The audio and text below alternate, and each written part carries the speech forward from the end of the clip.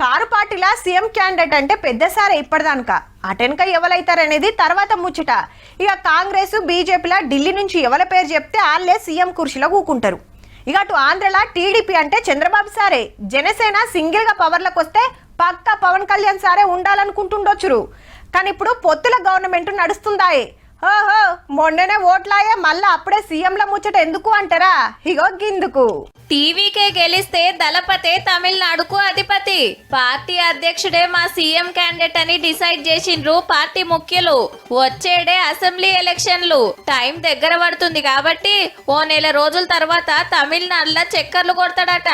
మళ్ళా పొత్తులు గిత్తులు ఏముండేటుల్లో సింహాన్ని సింగిల్ గానే కొట్లాడతా అంటాండు విజయ్ సారు. బీజేపీ తోటి అన్నా డిఎంకే కలిసినందుకు గుస్సా అయిండు. తమిళనాడు అంటే వడనోళ్లతోటి సోపతి ఎట్లా చేస్తారని ఆ పార్టీలకు ఓట్లయ్యారు. డిఎంకేకు మాకే పోటీ అని బాగా చెప్తా అంటున్నట్టే లెక్క. ఇందిని రుద్దుతే అస్సలు ఊకోరట. జరంత వెనకపోతే జయమ్మ కాలం చేసినాక అన్నా డిఎంకే పతారా తగ్గి డిఎంకే పవర్లకు వచ్చింది. ఇదే మంచి మోక అనుకున్నట్టుండు. సినిమాలు తీసింది చాలని విజయ్ సారు నిరుడు పార్టీ పెట్టిండు. ఇంతల్నే సెంటరోళ్ళు వై కేటగిరీ సెక్యూరిటీ ఇచ్చే వరకు బీజేపీ తోటి కలుస్తాడని ప్రచారమైంది.